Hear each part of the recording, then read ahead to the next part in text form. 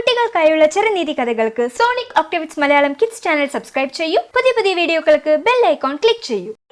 ഈ കഥയുടെ പേര് കാളയും തവളയും. പണ്ടൊരു കാലത്ത് ഒരു കാടുണ്ടായിരുന്നു. ആ കാട്ടിന്റെ ഉള്ളിൽ ഒരു മനോഹരമായ കുളമുണ്ടായിരുന്നു. ആ കുളത്തിന് ചുറ്റി നിറയെ മരങ്ങൾ, പൂക്കൾ, ഇങ്ങനെ നല്ല മനോഹരമായ കാഴ്ചയായിരുന്നു.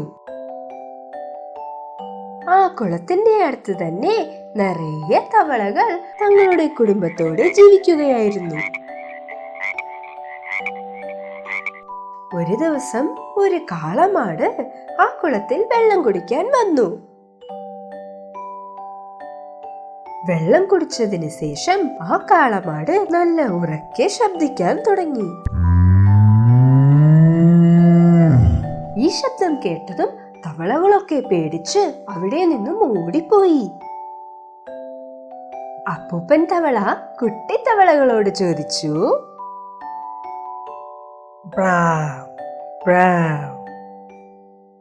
ഏയ് കുട്ടിത്തവളകളെ, നിങ്ങളൊക്കെ എന്തിനാണ് ഇങ്ങനെ പേടിക്കുന്നത്? എന്താ സംഭവിച്ചത്?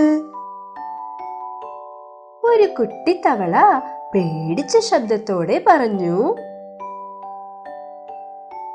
അപ്പൂപ്പ അപ്പൂപ്പ, ഞങ്ങളൊരു വലിയ മൃഗത്തെ കണ്ടു.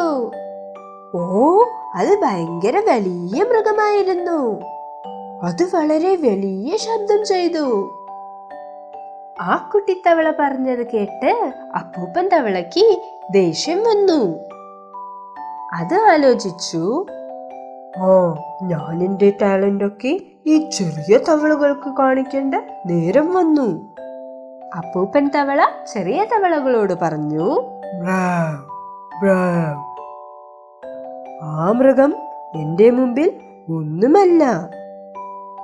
എന്നെ കൊണ്ട് അതിനെവിടെ വലുതാകാൻ പറ്റും? പക്ഷേ ആ കാളയെയാണ് ചെറിയ തവളകൾ കണ്ടതെന്ന് അപ്പൂപ്പൻ തവളയ്ക്ക് അറിയില്ല. അപ്പൂപ്പൻ തവള തന്റെ ശരീരം വലുതാക്കി ചെറിയ തവളകളോട് ചോദിച്ചു, ആ വലിയ മൃഗം ഈ അളവിന് വലുതായിട്ടുണ്ടായിരുന്നു? ഇല്ല ഇല്ല അപ്പൂപ്പ, അതെന്നും വലുതായിരുന്നു. ഇല്ല ഇല്ല അപ്പൂപ്പ, അത് നിങ്ങളെ കാട്ടി എന്നും വലുതായിരുന്നു. അപ്പൂപ്പൻ തവള തന്നെ ഇന്നും വലുതാക്കി. അത് തന്നെ ഇന്നും വലുതായി, ഇന്നും വലുതായി, ഇന്നും വലുതായി കാണിച്ചു. പക്ഷേ കുട്ടിത്തവളകൾ പറഞ്ഞുകൊണ്ടേയിരുന്നു, ഇല്ല ഇല്ല അപ്പൂപ്പ, അത് ഇന്നും വലുതായിരുന്നു. അത് വളരെ ഭയങ്കരമായിരുന്നു. നിങ്ങൾ ഇന്നും ചെറുതായിട്ടാണുള്ളത്. കുട്ടിത്തവളകൾ പറയെ അപ്പൂപ്പൻ തവള അത് വെല്ലുവിളിയായി കരുതി. അത് തന്നെ ഇന്നും വലുതാക്കിക്കൊണ്ടേയിരുന്നു.